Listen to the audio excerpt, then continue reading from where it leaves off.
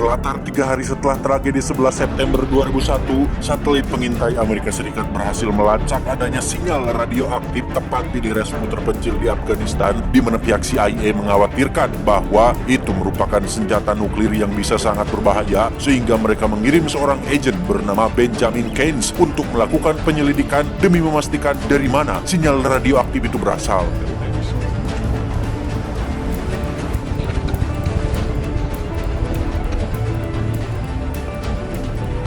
Setelah bertemu pimpinan tentara di wilayah ini, Benjamin diberikan satu tim pasukan khusus yang dipimpin oleh seorang ketua berkepala pelontos. Kita panggil saja si ketua ini babangusnya, di mana Benjamin langsung menjelaskan tentang misi yang akan mereka jalani, yaitu menemukan seseorang bernama Mohamad Aban yang dipercaya memiliki kekuatan supranatural yang juga pernah membantu mujahidin untuk mengalahkan Uni Soviet. Orang yang bernama Mohamad Aban ini sangat dihormati dan dianggap suci di wilayahnya, sehingga diharapkan mereka semua bersikap baik dan tidak brutal seperti kebanyakan tentara Amerika konvensional pada umumnya. Dan ingat, tujuan mereka menemui Mohamad Aban adalah untuk mencari tahu informasi mengenai sinyal radioaktif yang ditemukan demi memastikan bahwa itu bukanlah senjata nuklir.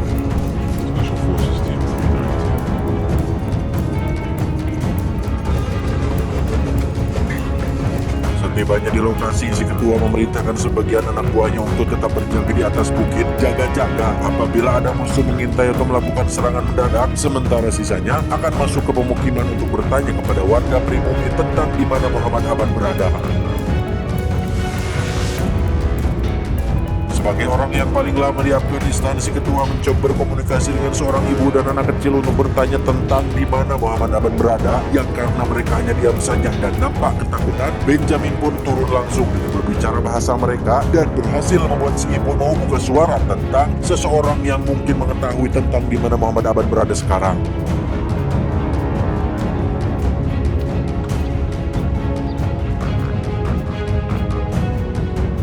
Benjamin pun dipertemukan dengan seorang kakek yang bisa dibilang sesepuhnya desa ini. Beliau mengatakan bahwa Mohamad Aban alias imam suci mereka sudah menghilang selama kurang lebih 1 minggu lamanya. Dari saksi yang sempat melihatnya, Mohamad Aban pergi ke sebuah gunung yang dipercaya merupakan tanah suci yang siapapun tidak akan berani menginjakkan kaki di gunung tersebut dan dianggap sakral, keramat, di mana Benjamin sendiri diperbolehkan untuk masuk ke dalam ruangan pribadi milik beliau yang di situ terdapat semacam miniatur pesawat yang terbuat dari material tak diketahui tetapi memancarkan sinyal panas seperti suatu energi.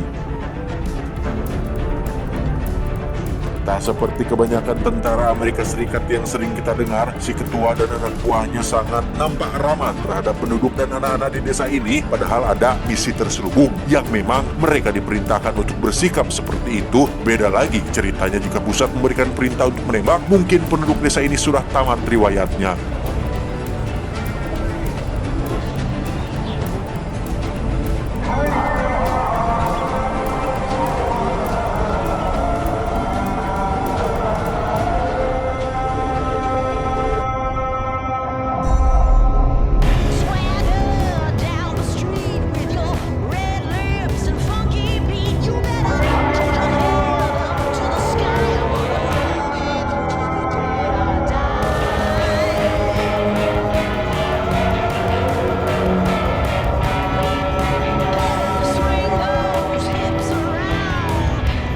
Tiba makan malam, sesepuh desa dan cucunya yang bernama Abdul pun nampak baik hati mengajak mereka untuk makan bersama. Beliau bertanya tentang apa tujuan Benjamin dan kawan-kawan ingin menemui Aban, di mana Benjamin terbukti berbohong saat mengatakan bahwa mereka ingin mendapat pernyataan dari Aban untuk bisa memerdekakan Afghanistan, sehingga ini menjadi bukti lain tentang bagaimana pihak Amerika yang begitu mudahnya berdusta untuk bisa mendapatkan apa yang menjadi tujuan mereka.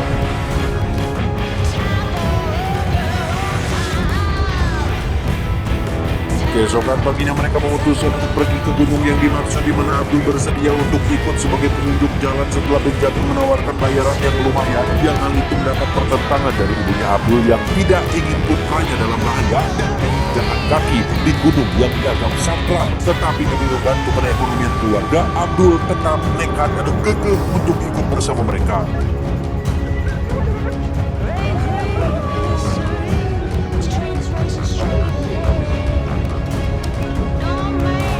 beberapa jam menempuh perjalanan, Benjamin tiba-tiba menyuruh supir untuk menghentikan mobilnya. Yang hal tersebut sempat mendapat teguran dari sang ketua, tetapi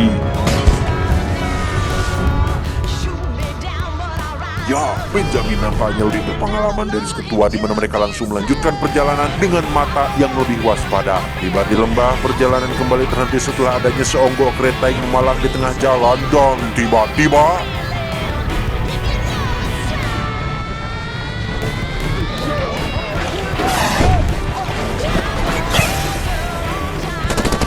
ya, satu anak buah si ketua yang bernama Ski pun terkena tembakan, di mana orang ini sempat menyulitkan mereka semua dikarenakan berada di tempat terbuka. Tetapi dengan jumlah yang sedikit lebih mundur, mereka berhasil mengusir musuh dari tempat tersebut.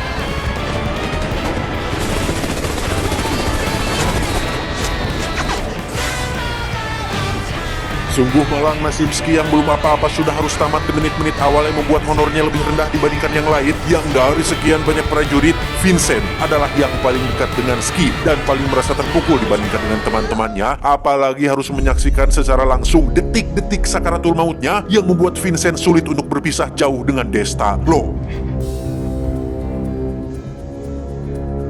mereka pun kembali melanjutkan perjalanan dengan membawa jasad Ski di atas mobil untuk nanti dikebumikan dengan layak, di mana hambatan lain harus dihadapi saat mobil mengalami mogok akibat mesin yang terlalu panas dan mengalami dehidrasi, sehingga mau tidak mau mereka terpaksa di lokasi ini sampai mesin kembali pulih.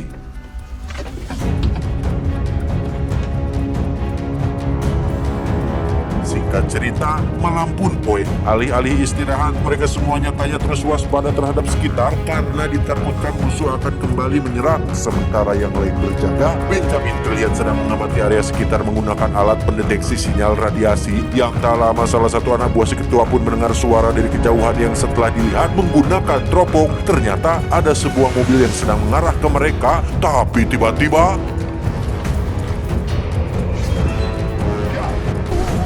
keesokan paginya, setelah mesin mobil pulih, mereka kembali melanjutkan perjalanan dengan harus menaiki gunung untuk bisa sampai di sisi lain dari gunung ini, yang karena mesin mobil harus bekerja 10 kali lipat dari biasanya, maka mesinnya kembali mengalami hareng alias panas, yang membuat mereka semua terpaksa harus turun dan melanjutkan perjalanan dengan cara berjalan kaki.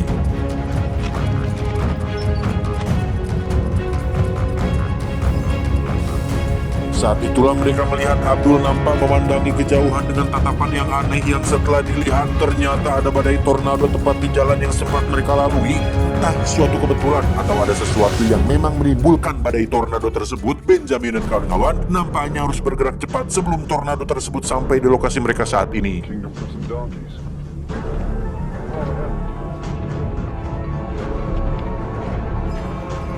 Singkat cerita, malam pun tiba. Mereka memutuskan untuk bermalam di perbukitan, yang saat sedang santai-santai istirahat terdengar suara helikopter motor monyet. Abung-abung mereka mandi Agustusan. Singkat cerita, malam pun tiba. Mereka memutuskan untuk bermalam di perbukitan, yang saat sedang santai-santai istirahat terdengar suara helikopter yang mendekat, yang kemungkinan besar adalah helikopter yang dikirim untuk mengevakuasi mereka semua, di mana terjadi sesuatu yang semakin aneh dan misterius ketika helikopter tersebut tak kunjung muncul, tapi suaranya sangat dekat sekali. Dan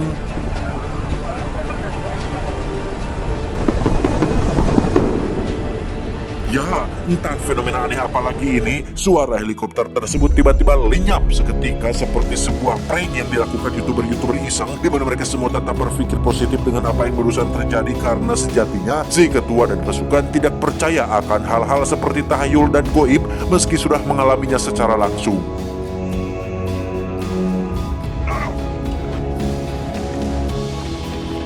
Keesokan paginya, mereka semua kembali mendapat kejutan lain saat menemukan jasad Ski yang sudah tinggal jeroannya saja, yang ketika Vincent dan satu rekan pergi memeriksa sekitar, mereka menemukan ada banyak sekali tanda yang membentuk segitiga terbalik, yang entah siapa yang sudah membuatnya.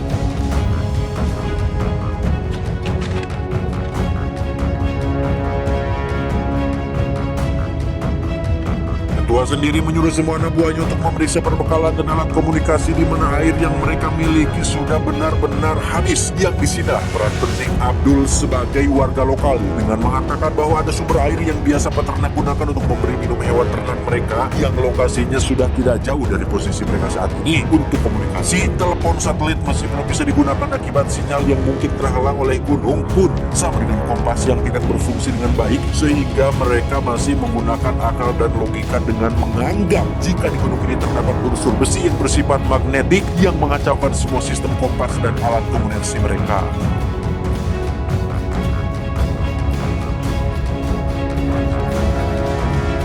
Beberapa jam mendaki gunung, mereka tak sengaja menemukan buah batu yang mungkin saja ada musuh di dalamnya. Di mana mereka memutuskan untuk masuk ke sana dan sungguh di luar dugaan ada seorang kakek-kakek yang usianya mungkin sudah hampir mencapai 100 tahun sedang duduk bertapa sendirian dan menyapa mereka semua.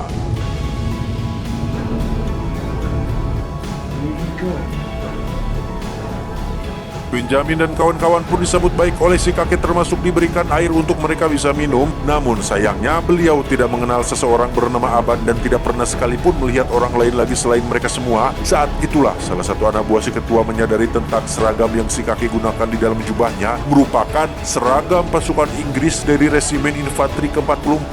Dan tebak, ada di tahun berapa resimen tersebut? Ya, tahun 1842 alias lebih dari 150 tahun yang lalu. Entah dari mana si kakek mendapatkan seragam tersebut, atau lebih tepatnya sejak kapan beliau berada di dalam gua ini, entahlah, hanya mas-mas yang tidak jadi dihukum mati yang tahu.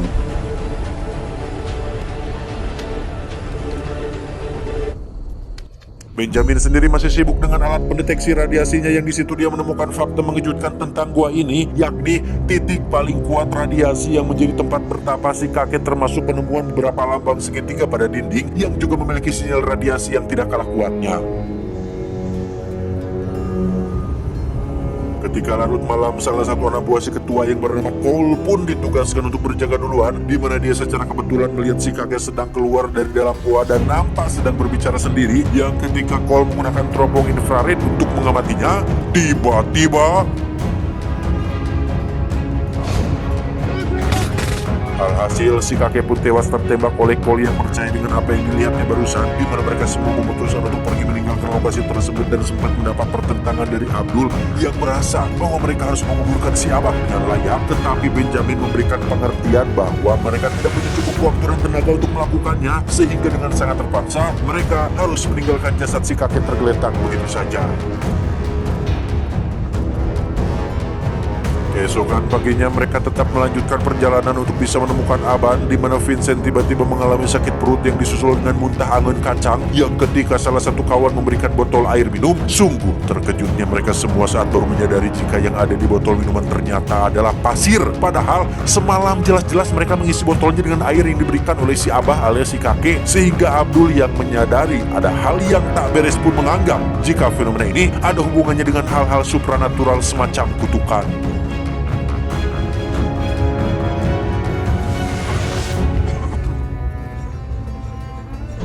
Beberapa saat berlalu, lagi-lagi terjadi hal aneh saat Abdul kesulitan mengenali lembah yang menjadi sumber mata air. Menurutnya, struktur lembah yang biasa Abdul lihat tidak sama dengan lembah yang saat ini ada di hadapan mereka, sehingga ketua dan anak buah pun mengira jika Abdul sudah mempermainkan mereka semua.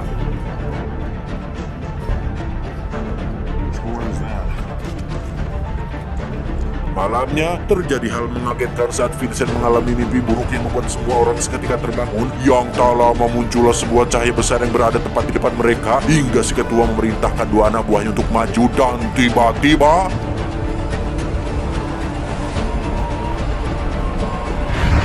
ya, entah apa yang barusan terjadi, si ketua dan anak buah pun langsung menembaki cahaya tersebut, tetapi keesokannya mereka masih membahas tentang insiden tidak masuk akal semalam, yang hal tersebut benar-benar di luar nalar dan tidak logis. Sebagian dari mereka ada yang percaya jika ini merupakan eksperimen yang dilakukan oleh negara musuh atau pihak-pihak tertentu. Namun kembali lagi, ini hanyalah asumsi semata karena faktanya mereka berada pada titik di mana sains dan mistis sulit untuk dibedakan. Saat itulah mereka melihat Abdul tiba-tiba bersikap aneh dengan berdiri tepat di tepi jurang, yang ketika si ketua menghampirinya, tiba-tiba entah hal apalagi yang sudah terjadi. Abdul tiba-tiba saja menjatuhkan dirinya ke bawah jurang, yang berarti mereka sudah kehilangan sang penunjuk jalan yang menjadi satu-satunya orang yang mengetahui jalan pulang, sehingga ini menjadi kesulitan terbaru untuk Benjamin dan kawan-kawan yang pada akhirnya memutuskan untuk tetap melanjutkan perjalanan mencari target awal mereka, yaitu Muhammad Aban.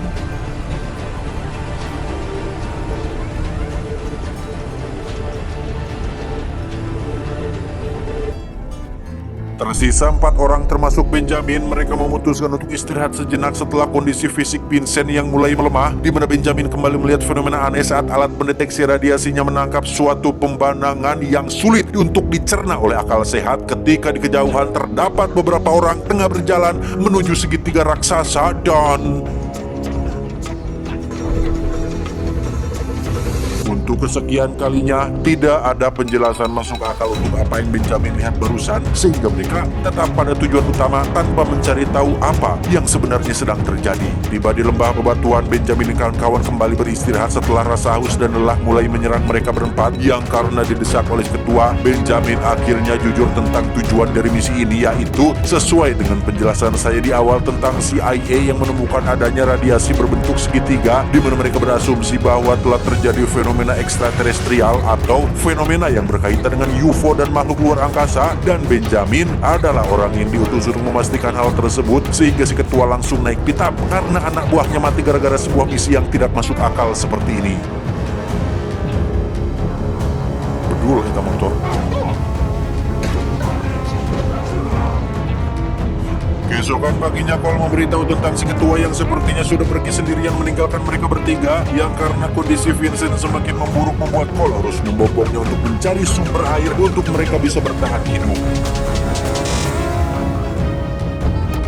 Tiba di sebuah lokasi yang tak diketahui, Benjamin lagi-lagi menemukan kejutan baru saat lokasi tersebut penuh dengan radiasi yang sangat kuat, di mana saat alat pendeteksi diarahkan ke atas, terdapat banyak sekali benda segitiga yang melayang di udara, sehingga Cole yang dalam kondisi tidak stabil pun menjadi sangat ketakutan hingga menembaki apa yang ada di atasnya.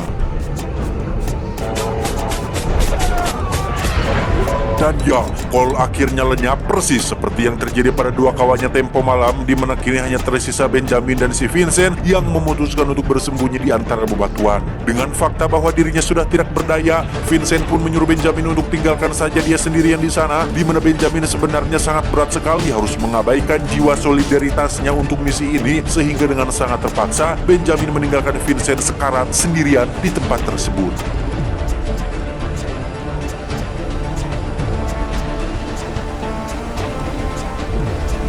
Setelah berjalan beberapa kilometer di bawah terik sinar matahari yang menyengat, Benjamin akhirnya menemukan oasis atau sumber air di tengah gurun, di mana dia langsung tipe paletor meminum airnya dan seketika jatuh pingsan saat melihat si ketua Ngagoler tidak bernyawa tepat di samping oasis tersebut.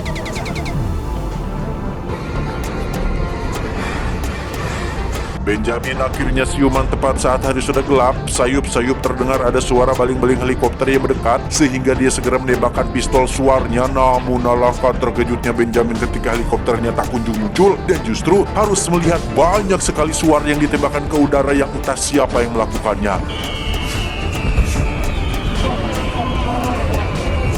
Beberapa saat berlalu, kita akan melihat ada sosok entah manusia atau entitas lain mendekati Benjamin yang tengah terkulai lemas, di mana sosok yang didampingi cahaya terang tersebut pun perlahan membuat Benjamin merasa tertekan hingga dia teriak sekencang-kencangnya.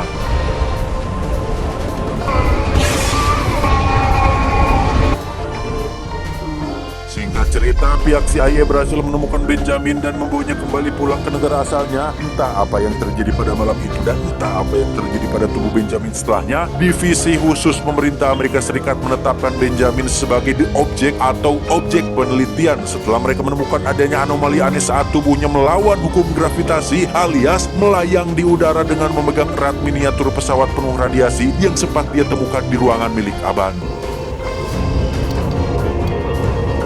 Tamat.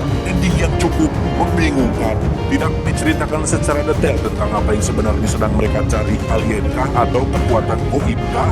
Nah, tim IQ7 cabang Pentagon berhasil melakukan riset dan menemukan sedikit jawaban tentang apa yang sebenarnya sudah terjadi, bahwa jika kita mau membuka mata hati, wilayah teritorial yang menjadi kekuasaan penduduk setempat bersama imam besar yang memimpinnya, yang dalam hal ini Muhammad Aman, tidak beda jauh dengan fenomena Gaza dan Baitul Maqdis yang tak henti diserbu dan diperangi, namun mereka tetap kesulitan untuk menguasai wilayah tersebut. Mereka sebenarnya sadar ada kekuatan lain yang tak terjamah oleh nalar dan pikiran rasional. Kekuatan itu senantiasa melindungi, mengamankan, dan melestarikan. Bukankah di dalam Al-Quran sudah tercantum kesucian 3 wilayah yang dijamin keamanannya oleh Allah Subhanahu wa Ta'ala, yakni Masjidil Haram di Mekah, Masjidil Nabawi di Madinah, dan Masjidil Aqsa di Palestina. Mereka masih berupaya keras untuk menyangkal hal-hal atau fakta tersebut. Yang menarik adalah tidak adanya penjelasan detail perihal cahaya yang membuat anak buah si ketua lenyap dalam sekejap mata. Apakah cahaya itu sejenis makhluk luar angkasa ataukah sejenis penemuan teknologi laser yang dirancang petinggi militer Rusia atau Amerika sendiri? Kenapa kemunculannya selalu dibarengi suara-suara berupa ayat suci Al-Quran?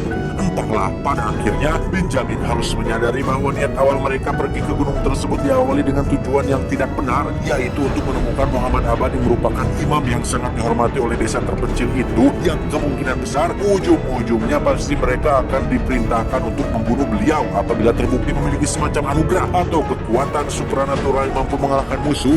Sehingga pesan yang bisa kita ambil dari film ini adalah niat adalah ukuran dalam menilai benarnya suatu perbuatan. Oleh karenanya, ketika niatnya benar, maka perbuatannya pasti benar. Jika niatnya buruk, sudah pasti perbuatannya akan buruk. Saya mewakili jajaran direksi yang bertugas mengucapkan terima kasih dan sampai jumpa di video selanjutnya. Adios. Kolor Boxer Satria Baja Hitam.